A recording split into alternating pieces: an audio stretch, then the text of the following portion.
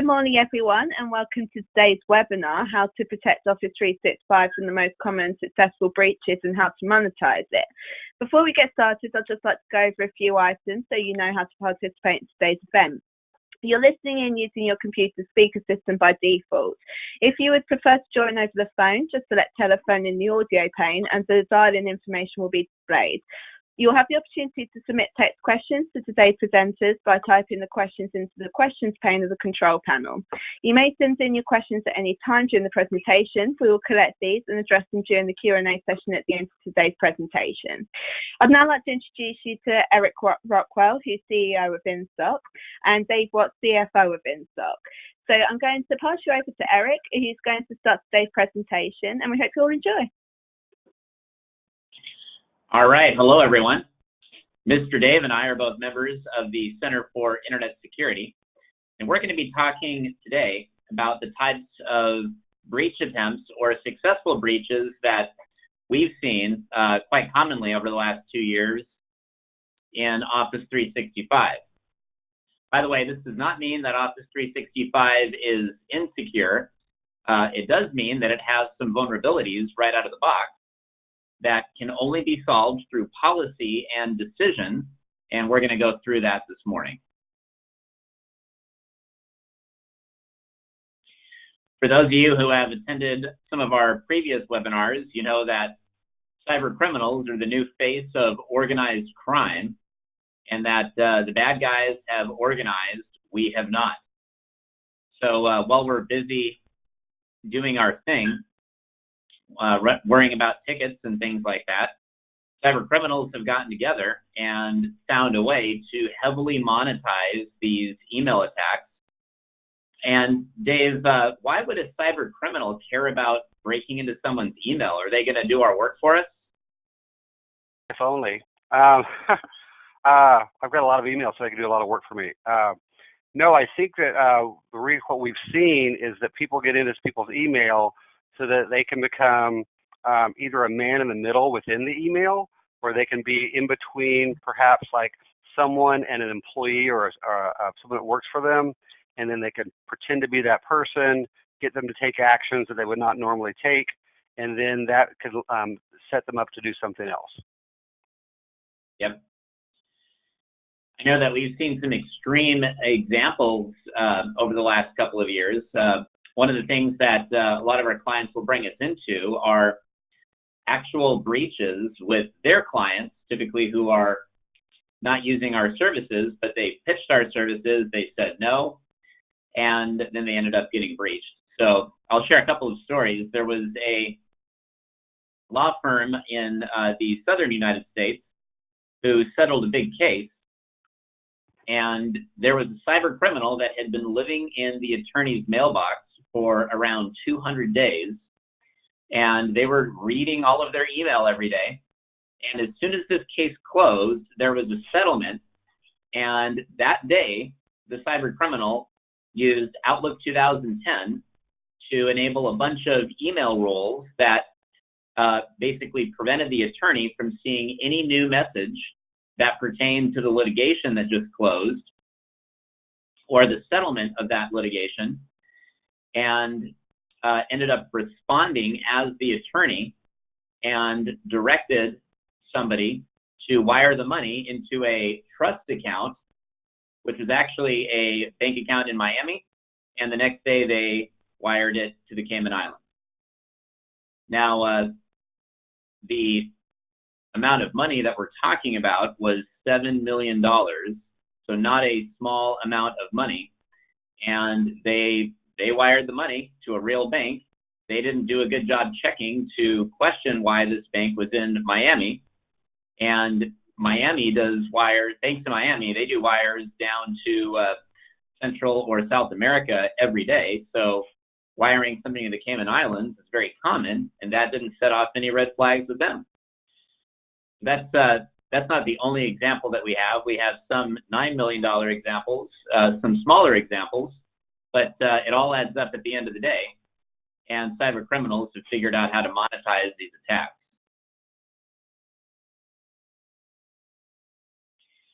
One thing that we've talked about in previous webinars also are the amount of individual successful breaches in the U.S.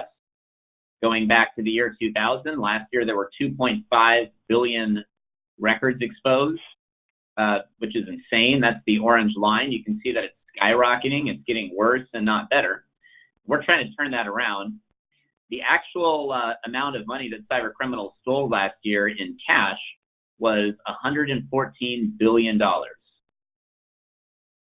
which is just insane. All those little $6,000 and $10,000 and $40,000 and $9 million transactions add up. And Dave, I think there was also $274 billion in lost time. What does that mean? Well, one of the things, the hidden cost of a breach, a lot of times we'll come across people and they'll say, well, we don't really have any data worth stealing. It's not worth a big deal. But then they don't think about, like they'll get ransomware. Like I think there was recently 22 municipalities in Texas, like a month or two ago, that were all had ransomware, all through the same MSP. Okay, the MSP was breached, got into their, I believe it was their NOC system, and was able to put ransomware out to 22 of their clients. They happen to all be small cities, municipalities in Texas. They all got ransomware. And what people don't think, that 174 billion is all the lost time. So this is the lost time you've got for, and then what that cost is worth of that time. So even if you feel like you don't have, like, well, we don't have that much information, and obviously all MSPs do. We all have keys to the kingdom for our clients. But it's the amount of time that you take. Imagine how much time it would take if your ConnectWise server was down for 2 weeks, or if your client systems were down for 2 weeks, et cetera, and how much time it would take you to recover for them, especially if you're on the hook for covering anything that would result from malware or ransomware, et cetera. So it's that the hidden cost is actually much higher than the dollar cost. Yep, and we don't get paid for any of that. So what we're going to be talking about today are how to apply some of the top 6 critical security controls from the NIST cybersecurity framework that the Center for Internet Security defines on an annual basis to Microsoft 365. 85% of these controls, these top 6 controls could have prevented 85% of these breaches. So the question that we're asking today is, have you hardened all of your Microsoft 365 environments? By the way, if you're using Google or another email provider, you're not immune from this. 42% of every Google account was compromised last year, so they're in the same boat as Microsoft. It's not secure out of the box. So the first thing that we're going to be talking about is something called a security score. So there's a way inside of every Office 365 deployment to measure what your security score is and find out how many of these NIST and CIS controls you have actually implemented. So here's an example of a 791. It sounds okay. 791 out of 1184. Let's say that you don't really know what that means. Dave, what would you guess the default score is? Well, before I learned about all this stuff, I would have guessed it would have been, at least, everyone's going to probably hit out of the box. They're probably going to be 80%. They'd probably be in this range here. It's not the case, though. No, it's actually a 28. Yeah, you didn't even hope for a D. That's a bad F. It basically comes out of the box with zero security turned on, and a lot of companies ask us, well, that's ridiculous. Why would Microsoft not turn on any security out of the box? And if you think about it, Windows has never really been that way. If you take a look at their operating system, something like Windows Server comes with all the security capability, but right out of the box, you have to configure your own log retention settings. You have to disable the default administrator account. You have to create all these group policies, and you don't do that in a vacuum. All of these security controls in Microsoft 365 are meant to be tuned to the organization's security policy. You have to figure out what is allowed and then use these controls to block everything that isn't allowed. And one really nice thing about the security score in Microsoft 365 is it will actually tell you everything that's done and that's been done correctly in alignment with the NIST cybersecurity framework.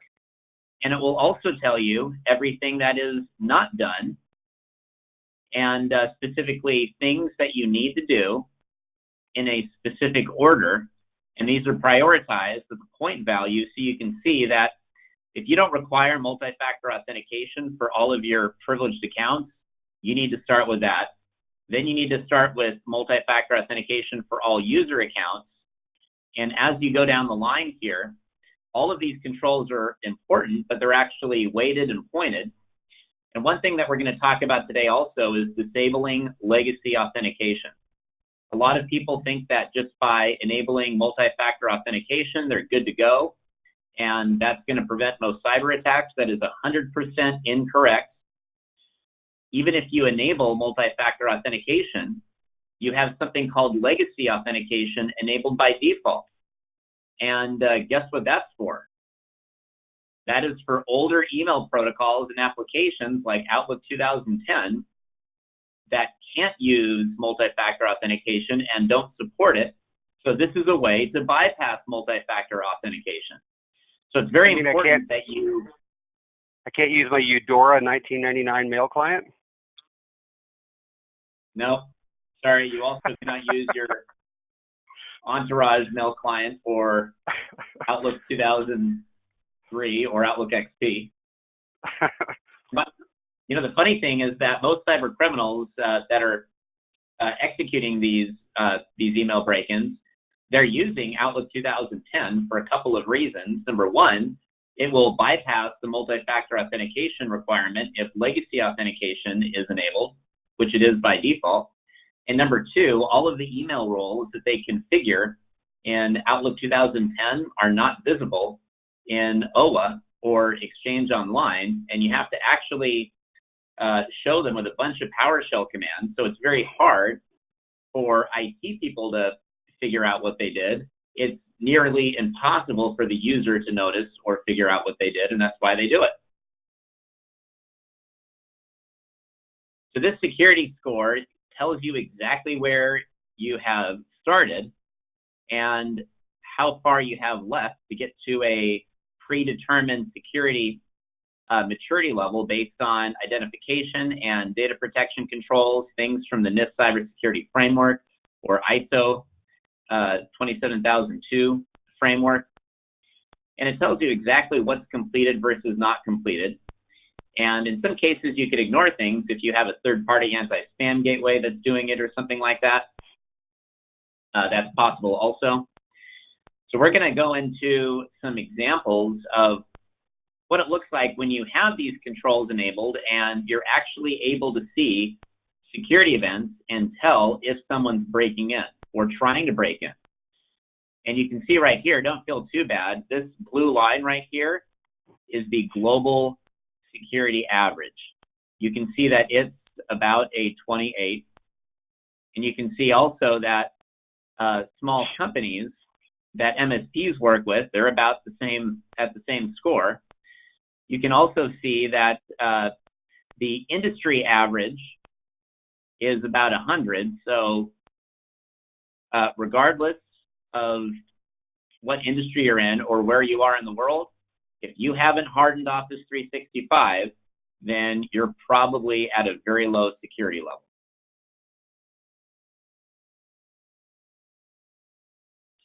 So these are some really important questions, and we're going to dive into how to answer these questions.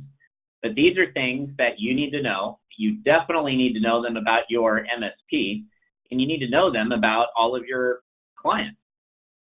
How would you know if a bad actor logged into your client's Office 365 email account from a computer in Russia? How would you know if somebody phished your Office 365 password? How would you know if your client's Office 365 environment is under attack, being attacked? How would you know if people are trying to break in or if they're already breached. We were doing an onboarding project for a client last week, actually, and this was an MSP in the United States, and their security score was about 150. They thought that they had hardened their environment. They definitely had not. And we actually offered to take a look at one of their client security scores and just take a little peek and see if they were perhaps under attack. And sure enough, we logged into one of their clients, and their security score was something like a 31. And we took a look at the basic logs in Office 365, which are very hard to comb through. They look like Windows logs. And we found that there were successful logins from 5 or 6 different countries at the exact same time on legacy protocols like POP and IMAP. So that client had multiple accounts that had been breached, and there were people logging in from Eastern Europe using POP and IMAP, basically copying all of their messages and waiting for the right email that they could get in the middle of. And it was just eye-opening. How would you know if someone was doing reconnaissance scans on your RMM tool? How would you know if somebody copied your most sensitive data from your cloud? How would you know if it was copied out of your client's cloud?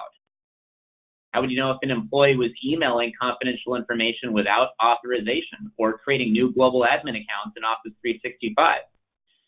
How would you know if an old IT person still has access to your Office 365 account, or if another MSP still has access? And how would you know if somebody was logged in as you from 2 places at once? These are all important questions that the critical security controls address. And these controls come from the NIST cybersecurity framework. We've talked about this in the past. These are both identification, protection, and detection controls. And it all starts with policy. So every organization should have a policy around Office 365 that prohibits the use of legacy protocols. Nobody needs to use POP. Nobody needs to use IMAP. That should be strictly prohibited and controlled. And you should have a security event management system, something third-party outside of Microsoft 365 that can detect the use of those controls and alert on them. Those protocols should not be used. If anybody logs in successfully without MFA, you should get alerted about that. That should be strictly prohibited. MFA should be required across the board. And as another example, if nobody is working from Eastern Europe, let's say that you don't have any employees in the country of Ukraine, then you should not be able to log into Office 365 from the Ukraine, especially as a global administrator.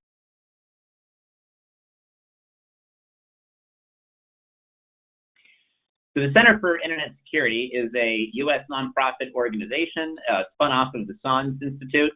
This is a government-funded nonprofit, and the mission that we have at the Center for Internet Security is strictly around the identification, development, validation, promotion, and creating sustainable best practice solutions for cyber defense and offering these solutions to companies of all sizes. So these security controls, they can scale up to the Fortune 500. We have Fortune 500 clients that implement them, and they can scale all the way down to 5-person companies. But the questions are the same no matter what size company you're in. We're going to be looking at some of the top 20, or I should say some of the top 6 critical security controls from the top 20 today and how to apply them to Office 365. The first security control, critical security control number 1, has to do with authorized device access in Office 365. So these are things that you can monitor and measure inside of Office 365, and your security policy should have some controls in place around this. I personally recommend that there is a limit on the number of devices that people can actually sync with Office 365, and they get reviewed on a regular basis. And maybe after you have reviewed all of the devices that are syncing with Office 365, you lock it down so that only company-owned devices can sync with SharePoint and Teams and OneDrive. And maybe you enforce the use of Outlook instead of the native mail app when syncing email. And you then use policies to prohibit unauthorized devices from syncing with Office 365. This is something that you can include in a managed security service, and this is something that you can manage through Microsoft 365.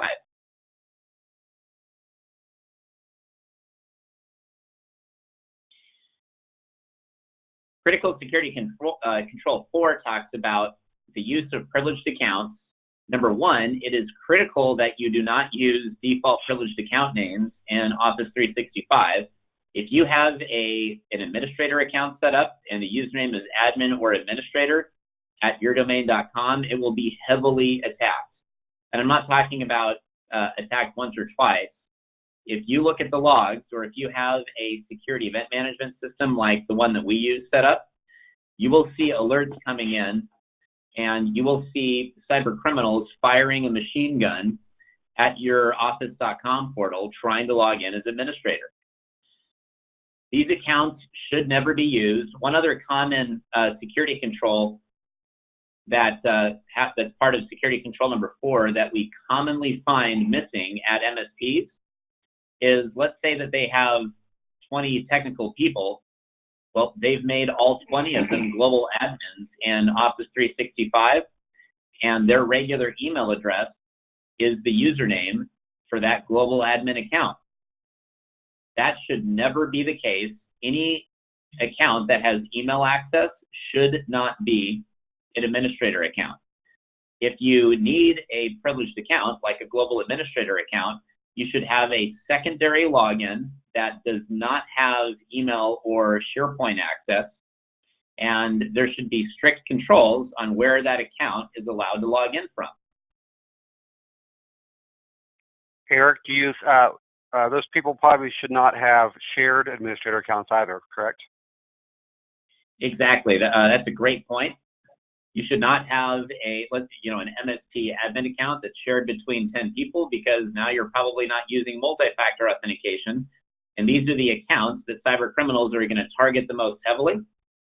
And cyber criminals are actually targeting MSPs. They are scouring LinkedIn. They have tools that automatically download information from LinkedIn every day from MSPs, and they machine gun fire their email addresses at Office 365, and they'll just guess. Let's say that your name is Robert Jones. They will fire robert@msp.com, rjones, robert.jones, robert r. They'll just fire those accounts all day long at office.com, and they will typically not fire them with something like Outlook. They will fire them with a tool that is trying to log in over POP or IMAP. And if you don't have security event management, then you won't know if there's a bunch of failed POP logins. And if they successfully crack your account password, you won't know if they log in using POP.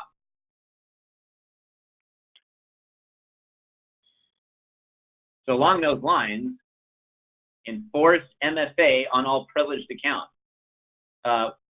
Part of a future security control, or another security control, is enforcing MFA on all accounts, but it is the most important that you have MFA enabled on privileged accounts, and you should not have more than 5 privileged accounts. Even in large companies, these privileged accounts need to be locked down, and MFA needs to be enforced, and legacy access has to be disabled. You should not have mailboxes on your privileged accounts, and you definitely should not have POP or IMAP or SMTP access on these accounts. If you do have an application that needs to authenticate over SMTP, there are ways to create policies to safely allow only that application. You should not just be using an SMTP account that's open to the entire world. It is very dangerous. So this control, part of critical security control number 6, asks the question, would you know if somebody was logged in 2 places at once? So Mr. Dave here could not be logged in from a computer in Los Angeles and India at the same time. That would be an impossible travel distance. So it is critical that you know and get alerted if anyone is logged in from two places at once, and this is easy to do with our security event management system and Office 365, because we can tell what city your smartphone is syncing in versus what city you're logging in from. And if somebody's using POP in India and your smartphone is in Los Angeles, that's probably not you. That's probably a cyber criminal. So it is very important that you disable legacy access for all user accounts, not just the privileged accounts, but start with the privileged accounts. Those do not require legacy access. And if anyone likes using POP on their iPhone 1, you need to tell them, sorry, it's gone. iPhone 0. Where's my POP account? It's gone. No mas. Well, one thing I wanted to can I point out something? So having owned an MSP for 25 years, we were fortunate enough to have amazing, fantastic staff, and even though we would have policies around what we could and couldn't do, including some of the things that we just went through, what I would find is some client would call in and they would be having a bad day, I guess, and they would be demanding, I'm sure this only happened to us, be demanding and would put the help desk person through the ringer. The help desk person, is trying to react under duress to resolving this person's perceived problem. And so I would find that they'd go in and maybe they had trouble, like they wanted to go in and fix something for the client's account, but they couldn't get in because of the multi-factor wasn't configured right. So they would disable multi-factor just so that they could go in and fix something. And then, of course, they'd forget to re-enable it. Or we'd have things where the legacy access, the client calls in, et cetera. Or they'd go in and like, oh, you know what, I'm not an admin account. This is such a hassle to log in separately as the admin. I'm just going to make myself an admin. And so, again, great staff, good intentions, and they would still sometimes under stress not make the right decisions and not follow our policies. So, how do I know if if my own staff are making those changes? And, Dave, that's a really good point. Part of what we do at InStock is not just prevent and detect these things, it's prove that nobody logged in over POP. We prove that nobody logged in over IMAP or SMTP. We prove that there's the right amount of global admins, and we prove that the global admin accounts were not used anywhere in the world except for the authorized geographies. And it's not practical to try to comb through the logs in Office 365 or, turn some of those alerts on, because that's just a piece of the puzzle.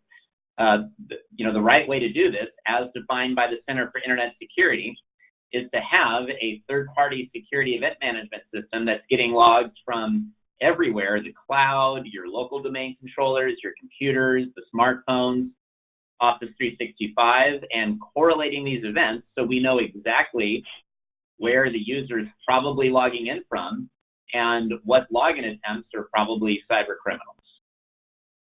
But it's also going to alert us on those changes, like someone gave themselves admin access or there's a change and things like that. That's exactly right. You should be alerted if anybody changes or modifies or creates a privileged account. You should also be alerted if anyone disables a privileged account. We've seen companies get breached and the cyber criminal actually logged into Office 365, disabled all the privileged accounts, created a global admin account for themselves, and then literally disabled every account, deleted all their data in SharePoint, and held the company for ransom.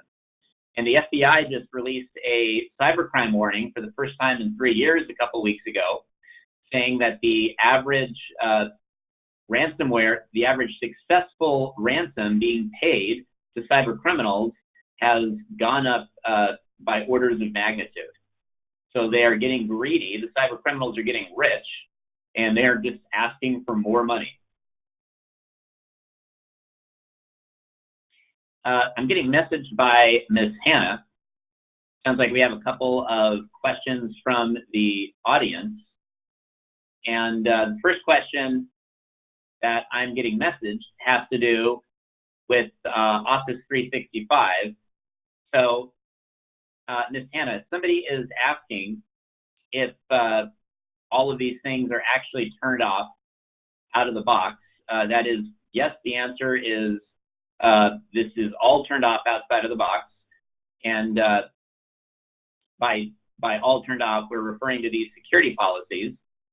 And legacy access is definitely enabled outside of the box. And even if you enable MFA on one user account, that does not disable legacy access.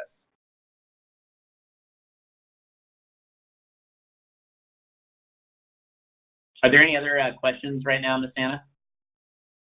There is another one from Steve. So you mentioned about, say, the SharePoint data. How as the admin can you keep control over shared data in Office 365?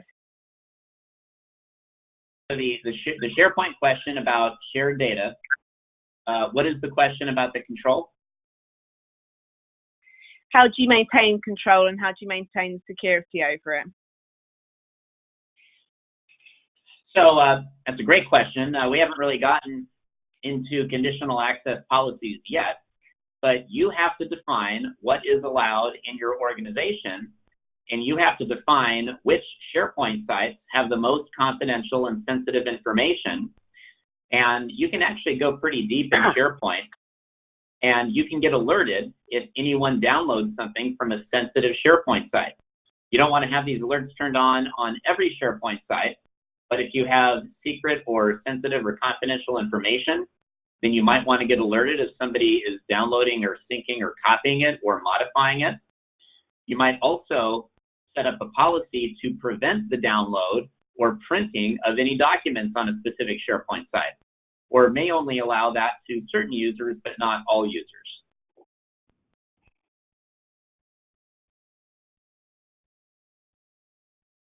These are good questions.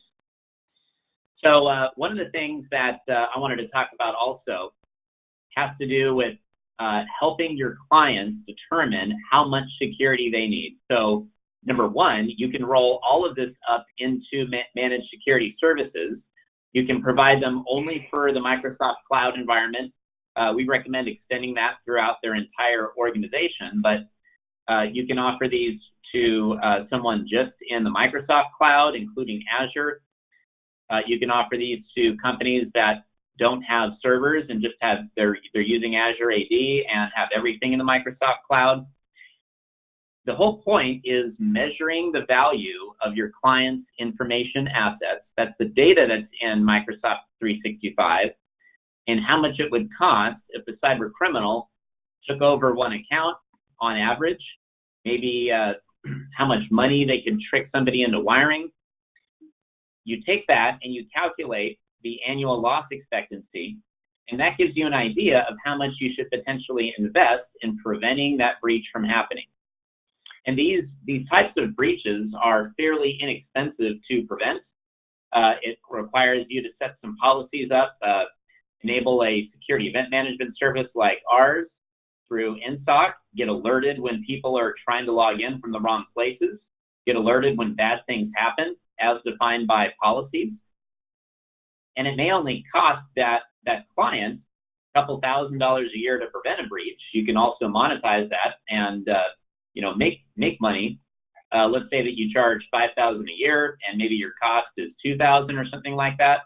Companies are definitely willing to pay a few dollars a month per user to have these services enabled, especially if the average breach would cost $10,000 or $20,000 or $50,000.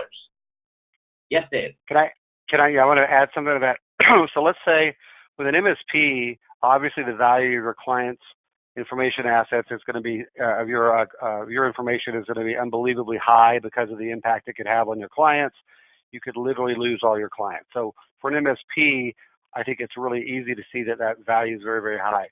With a lot of your clients, when you try to help them figure out the value of their information assets, one thing I want to stress that we kind of touched on earlier, you will come across some clients that are going to say, we don't really have that much information, etc. However, I would still stress to them and put into your calculation, what is the cost of downtime? Because the cost of downtime, so you want to get the value of those information assets, if those, what if that was breached or lost, but also let's add to that the cost of potential downtime, because I don't know of any business, whether they think they have valuable information assets or not, that could be out of business for 2 to 3 weeks and not be able to use a computer for 2 to 3 weeks and think that that was not going to cost them a lot of money. Yep, well said. Someone else is asking a question from the audience. They're saying, can you really log into Office 365 from anywhere in the world? Yeah, you can. I mean, that's you can go to office.com from any computer in the world and log in, unless you have set up a conditional access policy that defines what countries users are allowed to work from. And you're not trying to take freedom and features away from your customers. I bet most of your clients are not global travelers on a daily basis, and most of their users simply do not need to log in from every single country. There's probably limited countries that they need to log in from, and a lot of them probably only need to log in from their home office. Have you found that when you had your MSP days? Did you find that to be true? Yeah, we had a law firm that we came across that had been breached, and what happened was with their email, and what was happening was they had people logging in. It wasn't until they discovered. Let me take it back. I'll tell you what happened, and then we'll figure out. Tell you what how it got started. So a lawyer, someone had taken control of a lawyer's email account, had been in their email account for probably months, and then they were able to know every single thing that was going back and forth between the attorney and his assistant. And then they waited until this particular person actually was dealing with his wife was in the hospital, and that's when they made their attack and actually got the assistant to wire by going back and forth. They were intercepting his email, so he didn't receive them. The cyber criminal was replying to her, and anyway, as a result of what all happened, he ended up, the cyber criminal got her to wire, I think it was like $45,000 to someone, and all because he was like, she went back and forth, she questioned him a little bit in email, and he was like, I'm in the hospital, I can't deal with this. She did it. So it's that easy to get into someone else's email account. And this perpetrator, this bad actor, was operating from, like, I don't know, Ukraine or something like that.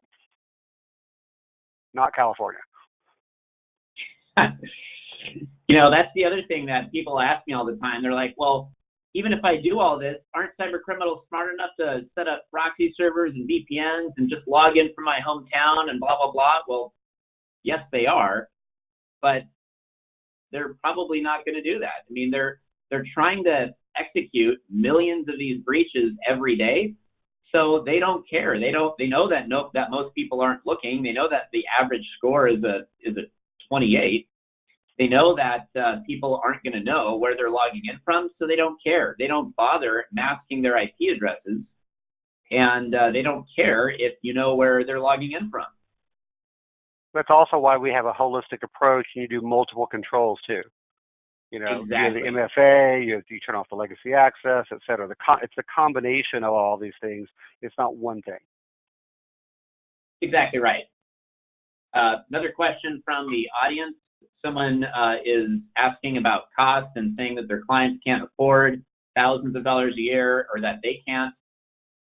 Well, first of all, the type of alerting that we're showing right here, I mean, if we have everything turned on, the MSP cost is $7.50 a month per user, so it's not a very high cost. The thousands of dollars a year was just an analogy on calculating annual loss expectancy and preventing that. So that's not a very high cost at all. If you have a Microsoft Silver partnership or higher, then some of these things like the conditional access policies and Azure AD Premium you can use for free. And even if you don't, those only cost a few dollars a month per global admin. So none of these things are very expensive. And I don't think that even $100 a month should prevent you from knowing what's happening in your cloud environment. Would you agree with that, Dave? I would agree with that. I would also, if I could offer a piece of advice, when I was running my MSP, I went out to all my clients. We had quarterly VCIO meetings. I would do it at the quarterly VCIO meetings and say, you know what, I need to educate you on a couple of things. Part of our job is to educate you. One, the world has changed. So what worked 5 years ago doesn't work anymore. Is it enough? Okay. So now there's new kinds of attacks, new kind of cyber criminals, new approaches to breaching you. And what we used to do, have a firewall and have some basic spam protection and things like that, it's just not enough anymore. So this is what our service provides, and then here's some things that, and I would explain to them, it's like an alarm system. I don't have an alarm system that goes anywhere past the perimeter of your house. I can't see what's going on inside your house. I might be able to see if somebody knocks the front door down, but I can't see anything beyond that. So if you want me to be able to protect you and find the people that maybe get past the perimeter and are still operating within your house, then I need some additional tools. Here's what it costs, and here's the benefit you're going to get. And what I would get them to do is they'd say, well, I don't think I can afford that. Great. Could you please sign here and say that that you are acknowledging that you don't want to put these additional protections in? One, that freaks people out, and they'll sign it because they recognize now they're now making a choice not to protect themselves versus just making no decision. There's a difference mentally, psychologically. And then by doing that too, I've also limited my liability so that if they did choose not to do it, excuse me, allergies, then now I'm off the hook because they signed they didn't want to do that. I love think that. We had like one client out of all of them would not want to do some additional tools.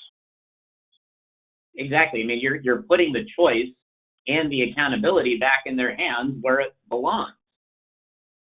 Yeah. The worst thing you can do is assume they don't want to pay it and don't offer it, and then you're still responsible. Yep. Well said.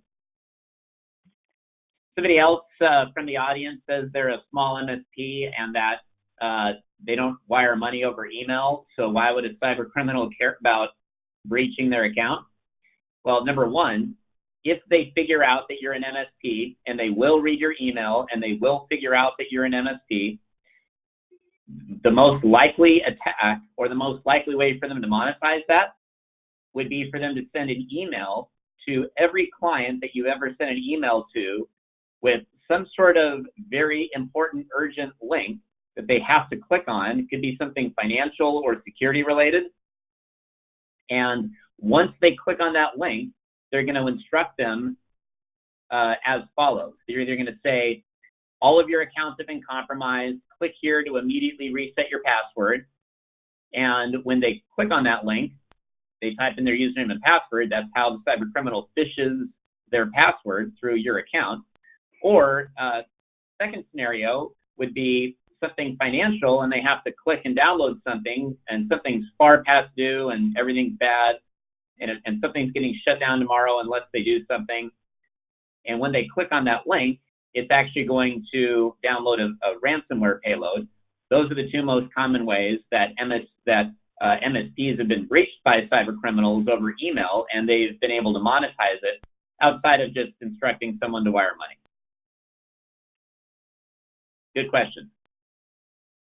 Right, so we have another question, just referring back to the pricing or the in-stock pricing. If the alerting is $7.50 per user, how much would you resell that to the client for, and how have we calculated that? So that is measured by the number of actual full mailboxes, full user licenses that you have in Microsoft 365. Again, none of the privileged accounts should have a full user license, so those wouldn't count. It would be full user licenses with mailbox access. And if you've got 25 of those, it would be 25 users. And we recommend selling it for at least double. The market is more than willing to pay for it. So you sell it for $15 a month per user. We've got some clients that sell it for 30 or more. And even if you only have 5 or 10 accounts, we've got some clients who just have a $100 minimum with their clients. So their cost might be $50 and they still sell it to their clients for $500 a month. Do you want to comment on that, Dave? Yeah, all those scenarios are possible. You can even sell it for, as we see, probably the lowest people sell it for would be 1.5 times their cost. So $7.50 times 1.5 is $11.25 a user. That's still a 33% margin, not markup, margin, which is better. That's a much higher margin than the average MSP makes, period. So it'd bring up your average margin. But I would say anywhere between 1.5 and 2 times, which would be double. Cool. I know we had a flood of questions. Does that adequately answer those questions, Ms. Anna? It does. Thanks, guys. One of the things, too, is we try to take an educational approach at InSOC. We want to empower MSPs to be able to compete with true MSSPs and develop their own security practices. So if you are an InSOC customer, we will work with you on how to sell this to your customers and work with you on even what to say, how to present it, et cetera. So I think those are good questions because it is new, and yet we are here to help you with that.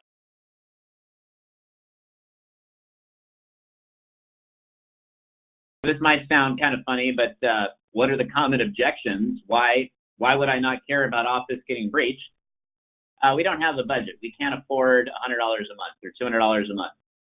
Hey, it's not broken right now. We haven't been breached yet, so that means we're probably never going to get breached, right? That seems logical, right, Dave? Yeah. That's why I drive down the freeway without a seatbelt. Exactly. I haven't been killed for that yet. By the way, breaches are kind of like that scenario. You might be able to drive without a seatbelt every day until the one day that you get in an accident, and then it's really, really bad. Same thing with getting breached. A lot of people think the cloud comes with security and Office 365 comes with security. Yeah, sure it does. It's all turned off. It's up to you to turn it on, and like we've demonstrated, there's a way to monetize that. And cyber criminals have figured out a way to monetize it.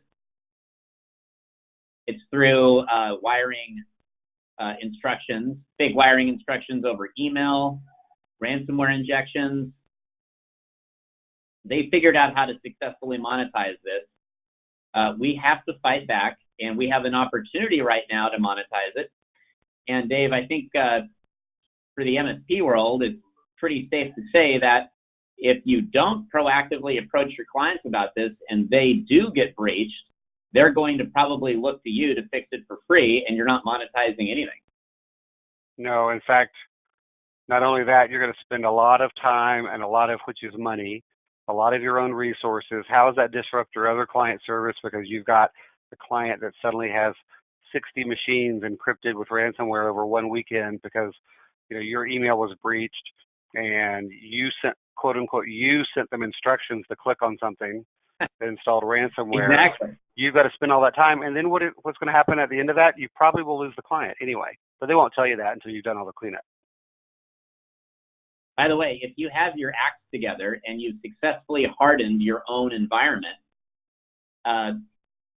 you can actually approach the market and offer to do a Microsoft security assessment for prospects.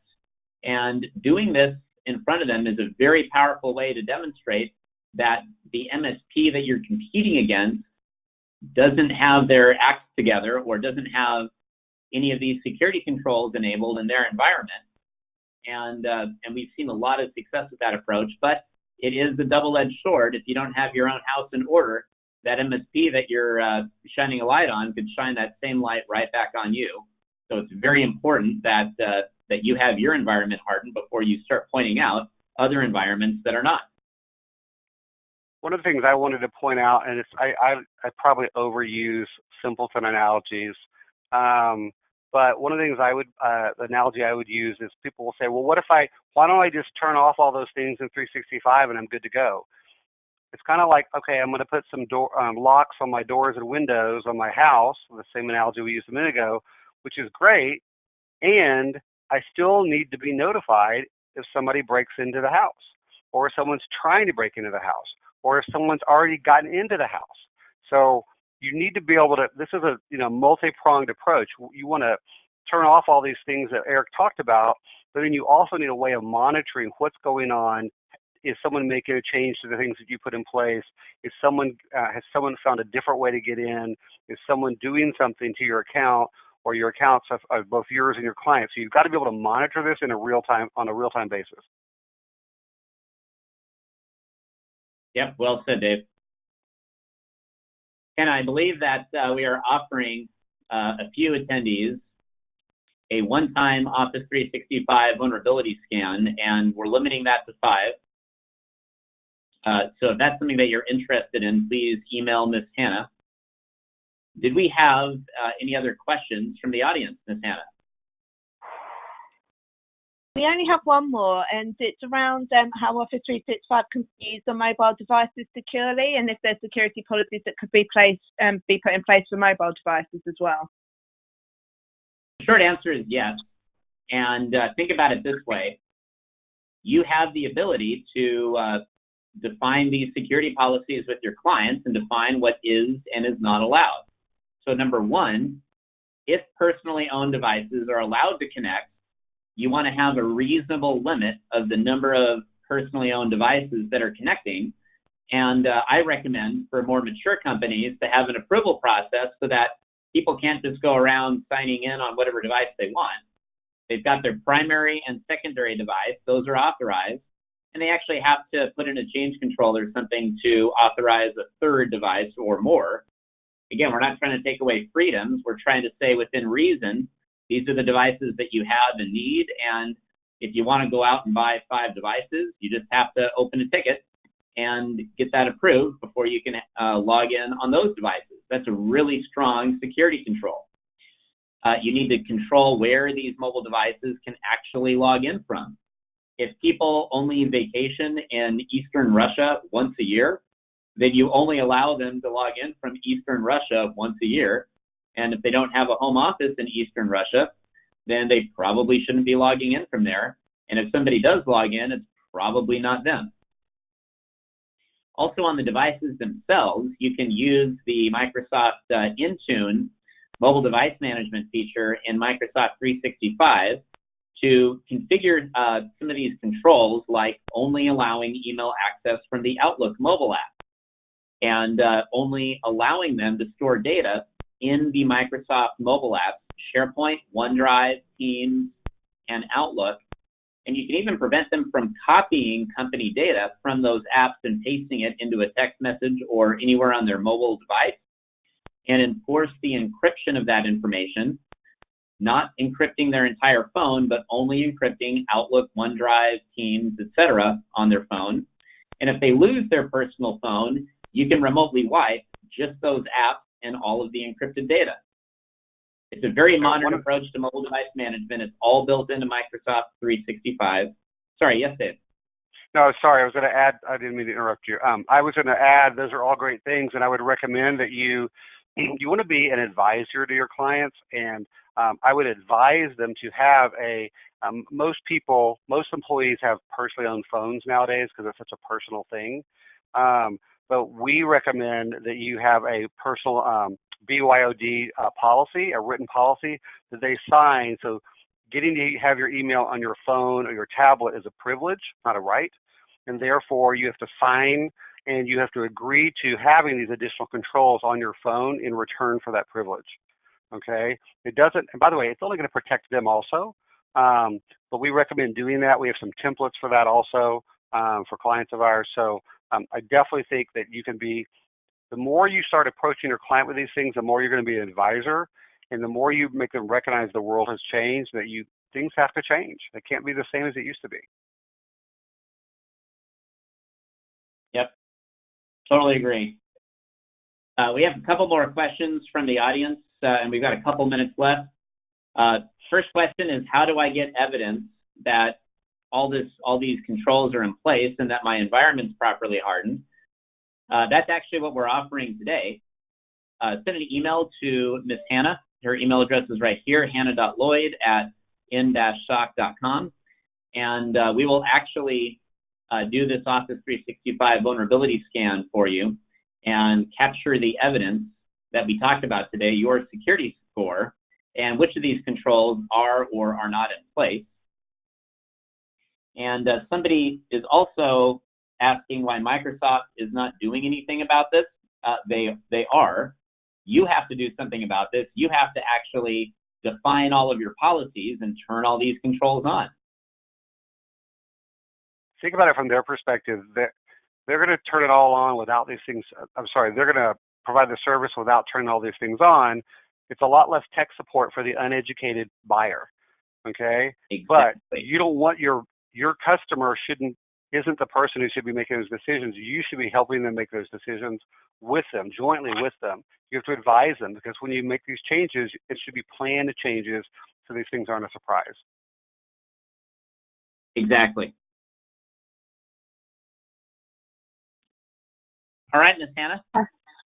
Perfect. Thank you, guys. So if anyone on the line does have any other questions, do also feel free to send those through to myself, and the team can help you answer those. As Eric said, we've got a free Office 365 vulnerability scan. We've got 5 of those available for the first 5 that inquire. And then thank you to Eric and Dave for your time today and for all that great insight. And thank you for everyone attending. And we'll wrap that up. So thanks, guys. Thank you. Cheers, everybody. Thanks, Dave. Thanks, Anna.